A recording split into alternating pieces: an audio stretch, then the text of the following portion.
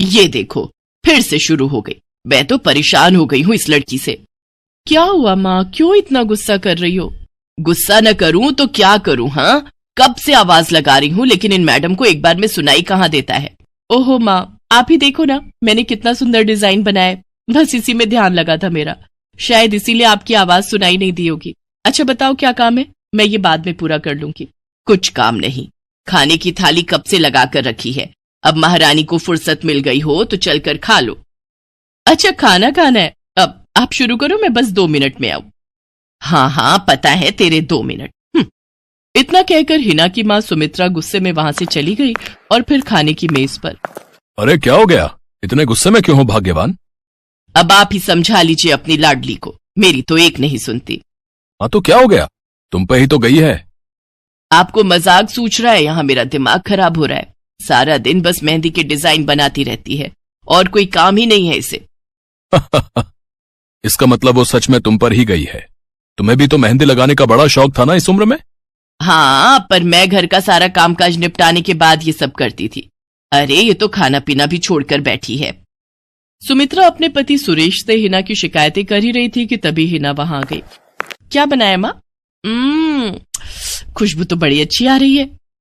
मिल गई तुझे फुर्सत?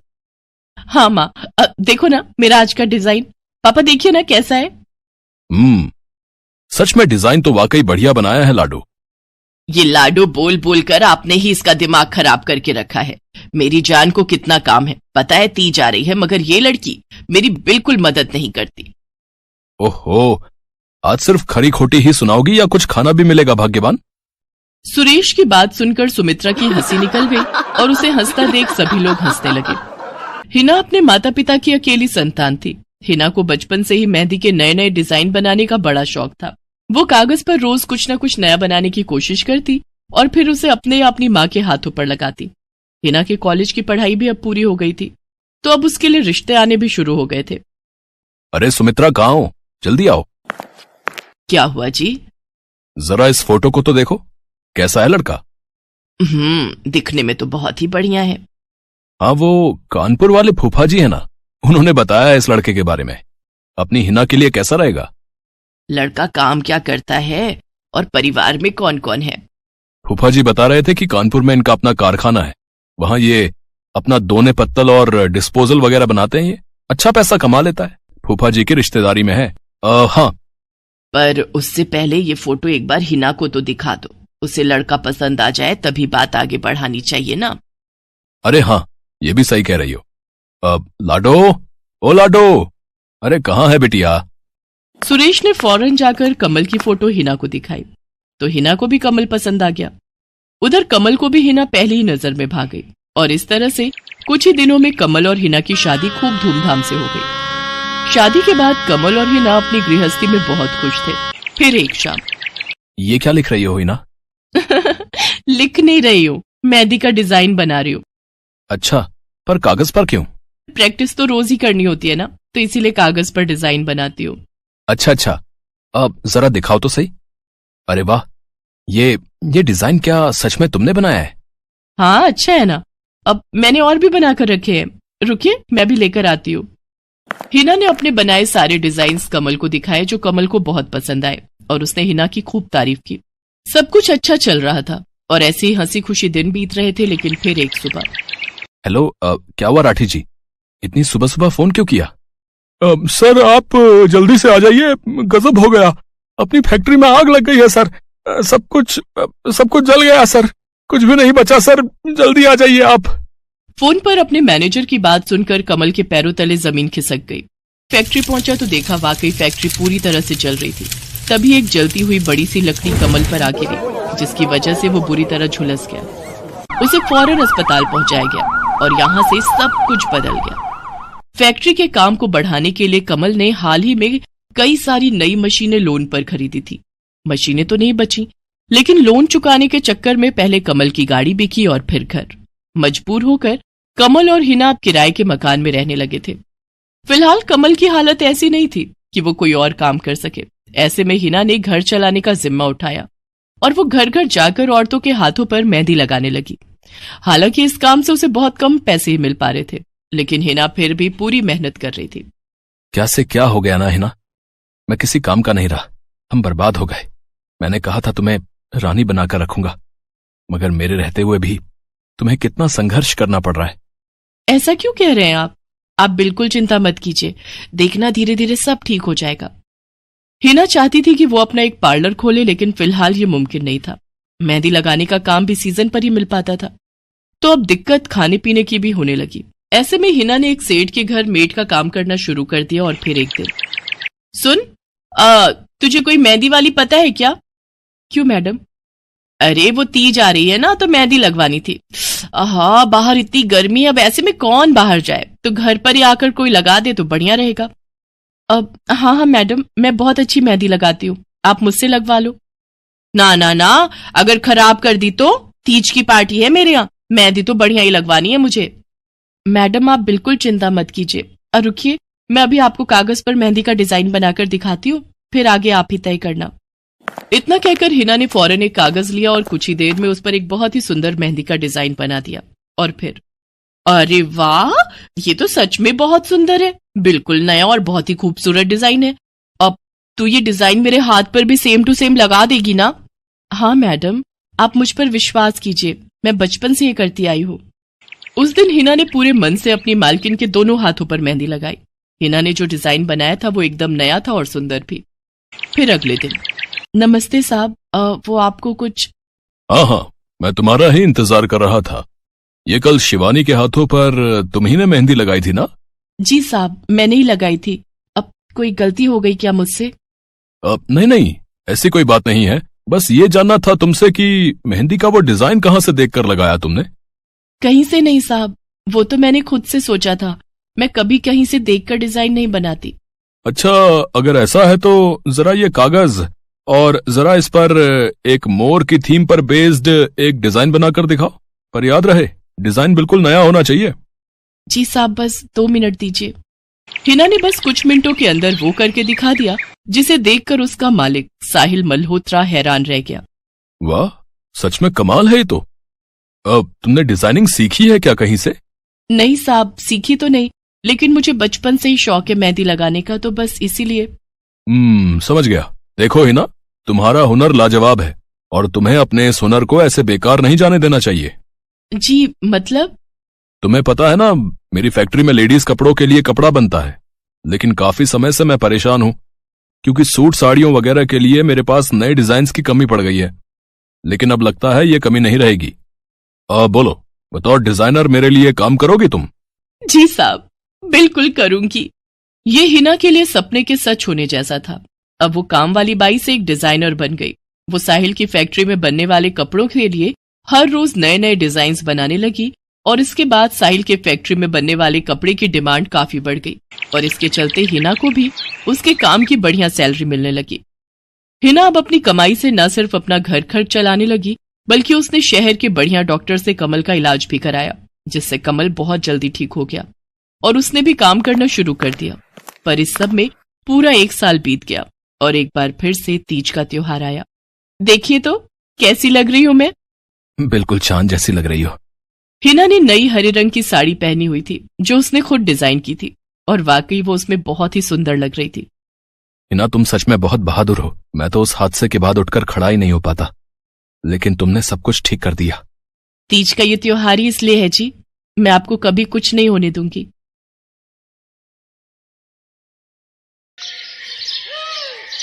मीरा, ओ मीरा, चल तो जल्दी से आटा गूंथ दे, मैं फटाफट रोटियां सेक दूंगी। नहीं माँ, मैं नहीं गूंथ पाऊंगी, मैंने मेहंदी लगा ली है हाथ पर। क्या? सुबह सुबह तू फिर मेहंदी लगाकर बैठ गई? बड़ी मक्कार है सच में, काम में मदद ना करनी पड़े इसलिए जब देखो मेहंदी लगाकर बैठ जाती है। चल जल्दी से हाथ धोकर आ मेरे पास, मुझे काम पर जाने के लिए देर हो रही है। माँ बस आज कर लो ना, देखो ना मैंने कितनी मेहनत से कितना सुंदर डिजाइन बनाया है। लेकिन जैसे ही उसकी नजर मीरा के हाथों पर पड़ती है, उसका गुस्सा पल भर में गायब हो जाता है। वो मीरा से कहती है, अरे वाह मीरा, तूने तो बड़ी सुंदर मेहंदी लगाई है। हाँ माँ, वो शांति दीदी ने मुझे एक किताब दी थी कल, उसमें बड़े सुंदर सुंदर डिजाइन बने हैं, बस उसी में से देखकर लगाई है मैंने। सुंदर है ना? हाँ बहुत सुंदर है।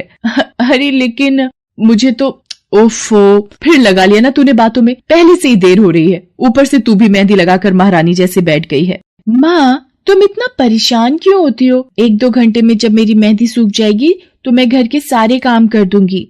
मीरा की बात मानकर कावेरी काम पर चली जाती है। वो एक बड़ी सोसाइटी के घरों में काम करती थी और इसी काम से कावेरी और मीरा का गुजारा चलता था। कावेरी के पति की कई साल पहले एक सड़क हादसे में मौत हो गई थी। तब से कावेरी पर ही सारी जिम्मेदारी थी। मीरा भी घर के कामों में उसका पूरा हाथ बटाती थी। मीरा को मेहंदी लगाना बहुत पसंद था। उसने अपने घर के पीछे मेहंदी के कई सारे पौधे लगा रखे थे, जिनका वो बहुत ख्याल रखती थी। वो अपने हाथों से मेहंदी के पत्तों को पीसकर अपने हाथों में लगाने के लिए तैयार करती थी। फिर एक दिन, मीरा, हमें इस जगह पर थोड़ी मोड़ी खेती कर लेनी चाहिए। ये मेहंदी के पौधों से कुछ कमाई थोड़े ही हो रही है।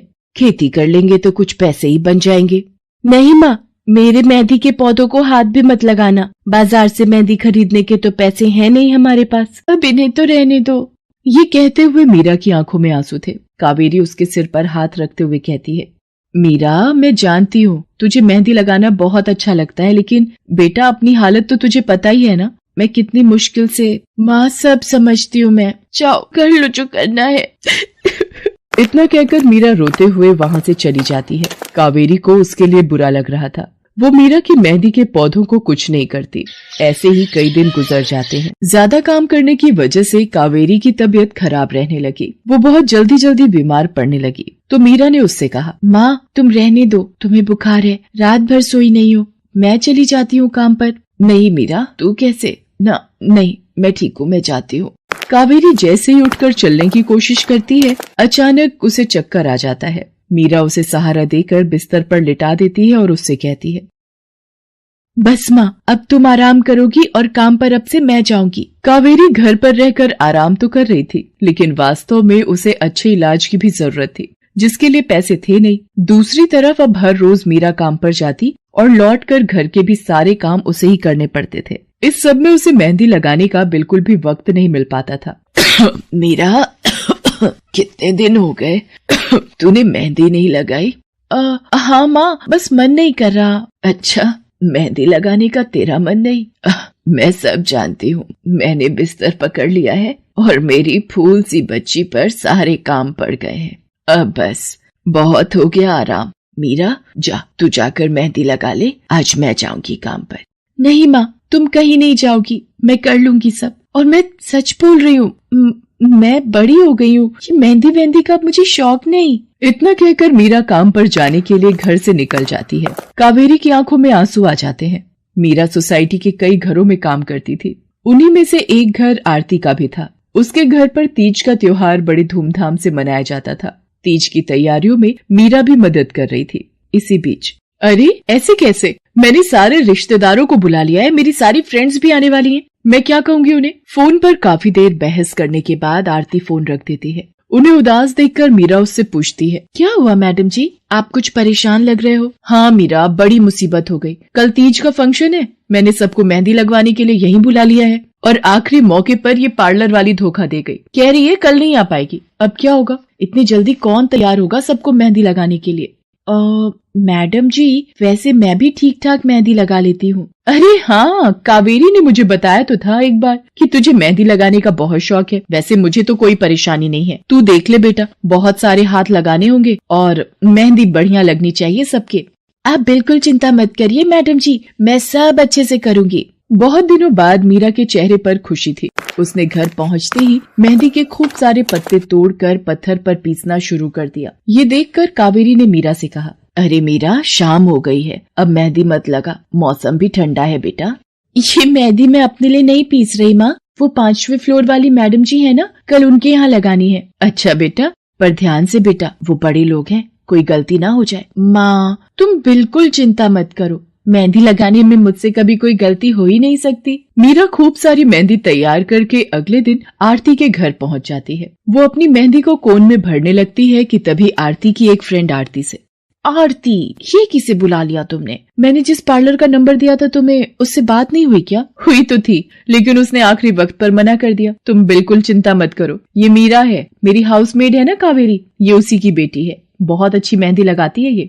ओफो आरती, तुम भी ना पार्लर की बात अलग होती है, उन लोगों का मटेरियल ब्रांडेड होता है, मेहंदी के रचने की गारंटी मिलती है वहां से। और इसकी मेहंदी तो मुझे कुछ समझ नहीं आ रही, इस पर तो कोई लेबल तक नहीं है, अगर कुछ गलत रिएक्शन हो गया हाथों पर तो।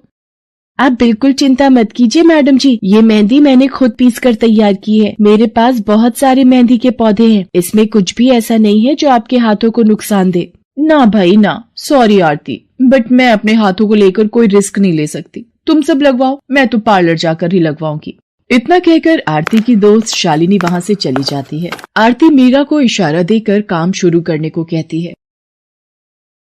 अरे वाह, मानना पड़ेगा, इस बच्ची ने कमाल की मेहंदी लगाई है।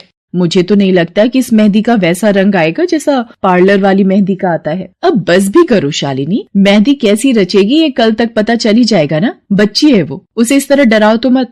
अरे मुझे क्या, मेरे हाथ कौन सा खराब होने वाले हैं, तुम ही लोग लगवाओ और तुम ही भुगतना। शालिनी गुस्से में वहां से चली जाती है। उसे पूरा यकीन था कि मीरा की मेहंदी रचेगी नहीं, साथ ही हाथों पर उसका गलत रिएक्शन भी हो सकता है, लेकिन जो हुआ वो इससे बिल्कुल अलग था। अगले दिन मीरा के घर पर। अरे मैडम जी, आप यहाँ? आपने तो आज काम पर आने के लिए मना किया था ना, मैं इसीलिए नहीं आई। हाँ, कल तुम कितना थक गई थी, इसीलिए मैंने आने को मना किया। मैं यहाँ तुम्हें काम पर बुलाने नहीं बल्कि किसी और काम से आई हूँ। अंदर नहीं बुलाओगी? अरे माफ कीजिएगा मैडम जी, आइए अंदर आइए। आरती को देखकर कावेरी भी बिस्तर से उठकर खड़ी हो जाती है। आरती के साथ उसकी दोस्त शालिनी भी थी। मीरा उन दोनों को पानी देते हुए कहती है, ये लीजिए मैडम जी, मेहंदी तो ठीक से रची ना मैडम जी? ये तुम्हें मैं नहीं, शालिनी बताएगी। फिर शालिनी अपने हाथ मीरा की तरफ बढ़ा देती है। उसके हाथों पर कई जगह छाले पड़े हुए थे। ये देखकर मीरा उससे कहती है, अरे ये क्या हुआ मैडम जी? मैंने तुमसे मेहंदी नहीं लगवाई, उल्टा तुम्हारा अपमान करती रही,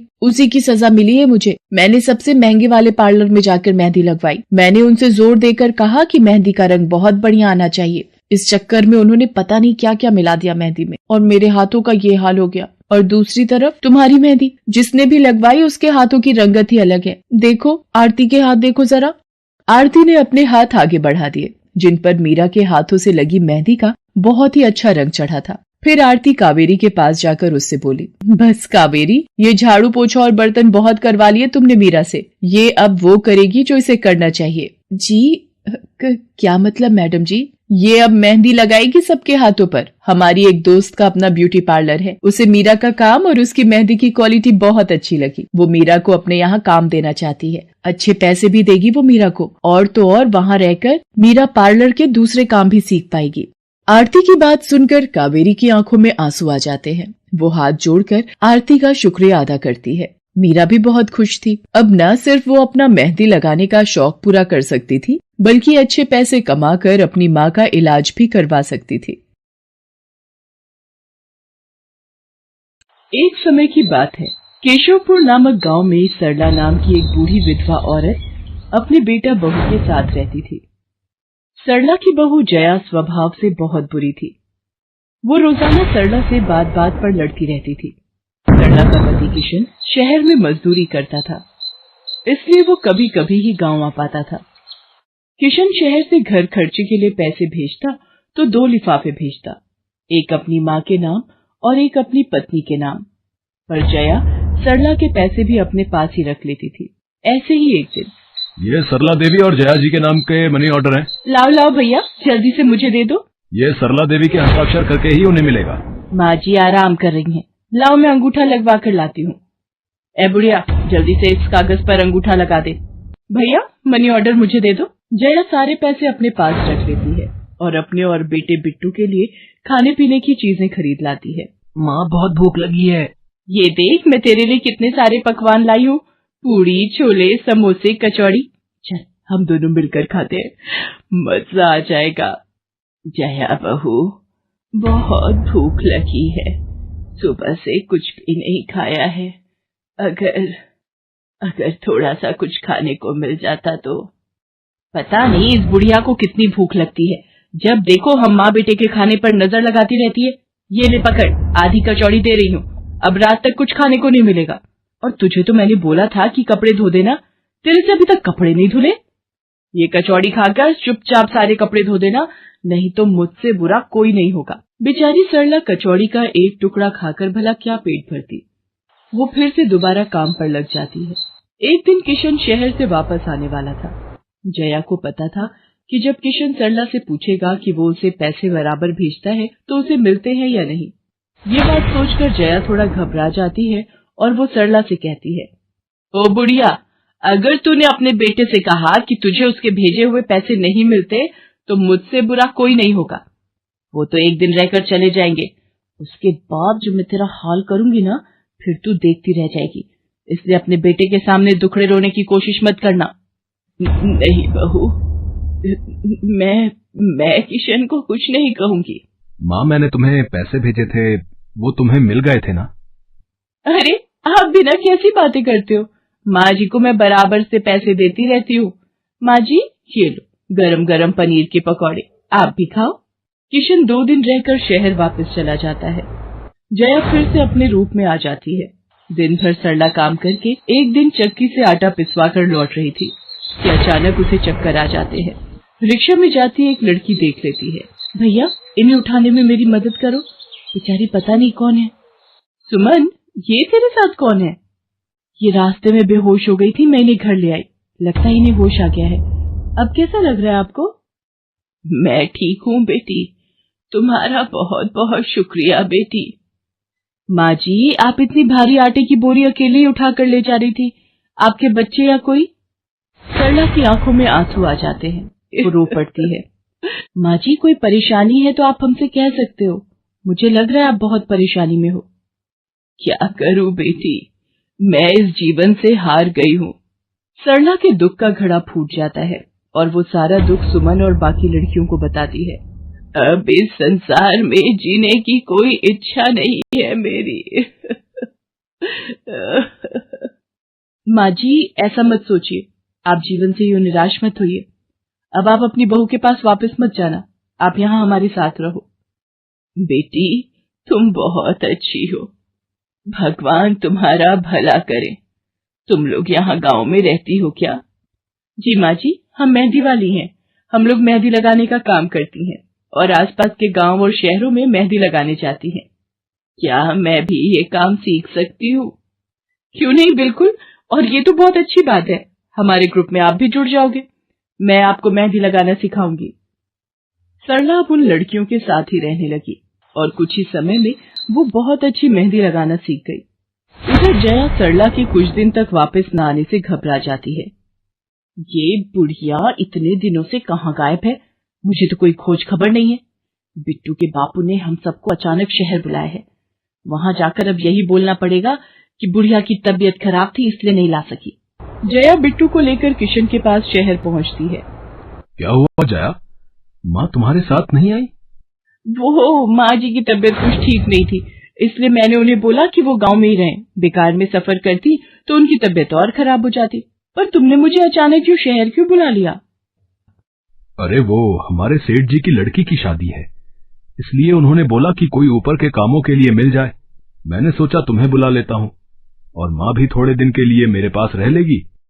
चलो कोई नहीं, मैं तुम्हें मालकिन से मिलवा देता हूँ।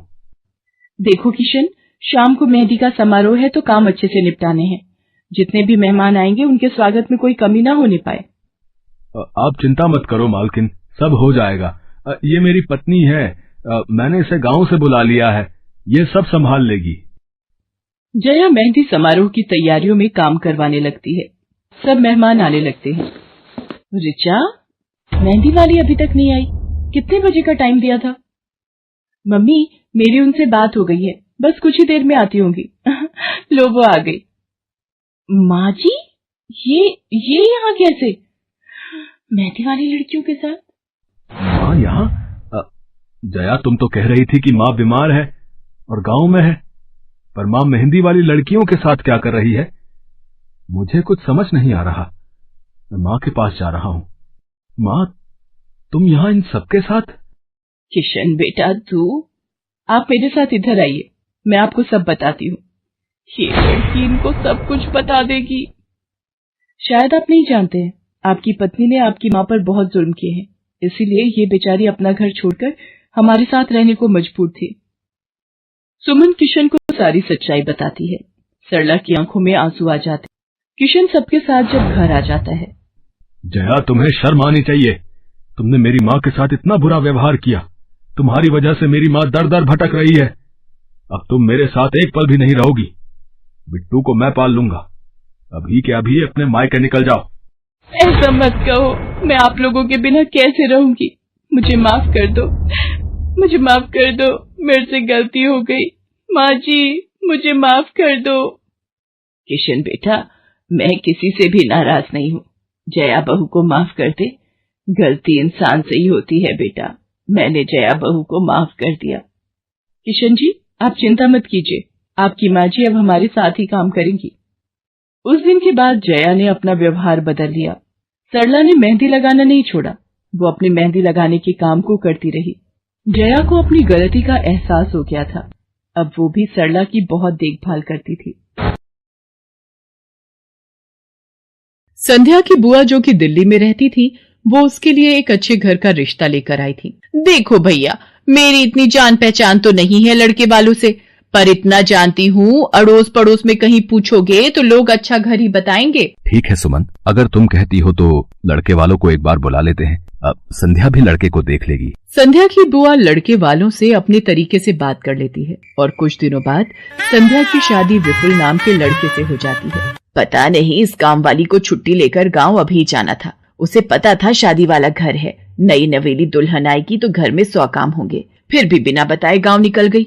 अब मैं दूसरी काम वाली इतनी जल्दी कहाँ से ढूंढूंगी। राजेश्वरी, एक प्याली चाय दे दो तो बड़ी मेहरबानी होगी। सुबह से एक प्याली चाय भी नहीं मिली है। तुम्हें तो जब देखो चाय पीने की पड़ी रहती है। पता भी है एक बर्तन नहीं है धुला हुआ जिसमें तुम्हारी चाय बना दूं।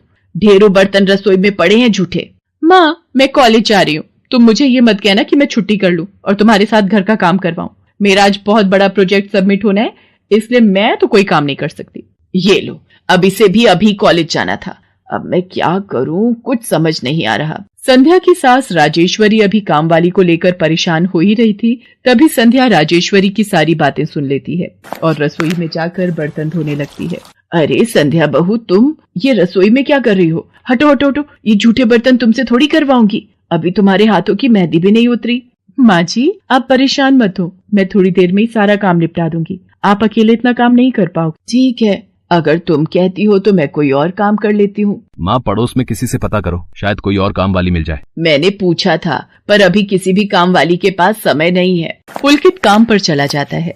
संध्या सारे घर का काम करती है। अब तो रोजाना ही ऐसा होने लगा। काम वाली तो थी नहीं। संध्या की ननद पूजा सुबह होते ही कॉलेज निकल जाती और सास पैरों में दर्द के बहाने बिस्तर पर आराम करती। संध्या तो मानो घर के कामों में ही उलझ गई। एक शाम, माँ तुम बिल्कुल सही बहू ढूंढ कर लाई हो। बेचारी गरीब घर की है, इसलिए चुपचाप संस्कारी बहू की तरह घर के काम कर लेती है। अगर कोई पैसे वाले घर की लड़की बहू बनाकर ले आती तो वो पूरे घर को अपने इशारों पर नचाती और तुम और मैं बस बर्तन घिसते रह जाते।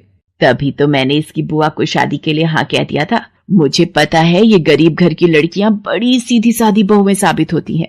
अब काम वाली गांव भाग गई। सोच ये ना होती तो कौन काम करता। राजेश्वरी, तुम दोनों माँ बेटी को तो संध्या बहू का शुक्रगुजार होना चाहिए। बेचारी ने आते से ही पूरा घर संभाल लिया। ऐसे ही दिन बीत रहे थे।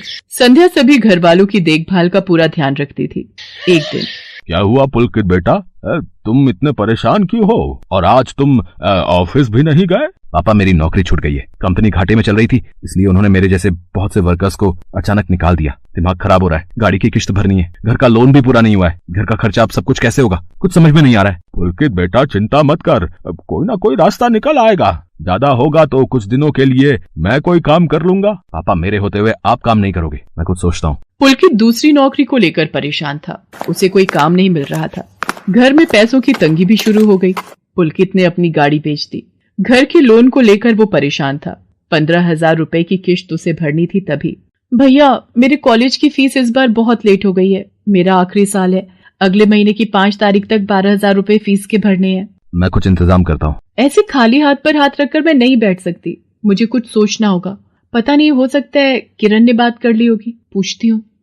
हेलो किरण, मैं संध्या बोल रही हूँ। तूने बात की फिर? पार्लर में जगह खाली है क्या? हाँ मैंने बात कर ली है। 12,000 रुपए महीना देंगी रविता मैम। बोल, तू हाँ बोलती है तो मैं बात कर लेती हूँ। ठीक है, तू हाँ बोल दे, कम से कम कुछ तो पैसे आ जाएंगे। संध्या पुलकित से पार्लर में मेहंदी लगाने की नौकरी की बात करती है।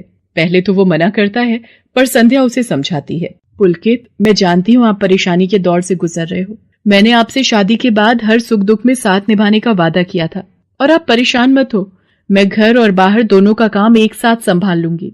ठीक है संध्या, तुम कल से पार्लर में नौकरी के लिए जा सकती हो।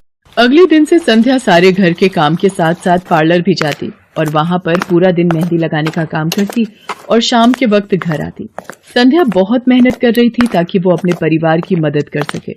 संध्या बहुत सुंदर मेहंदी लगाती थी। ये बात उसकी सास को तब पता चली जब उसने पार्लर में काम करना शुरू किया।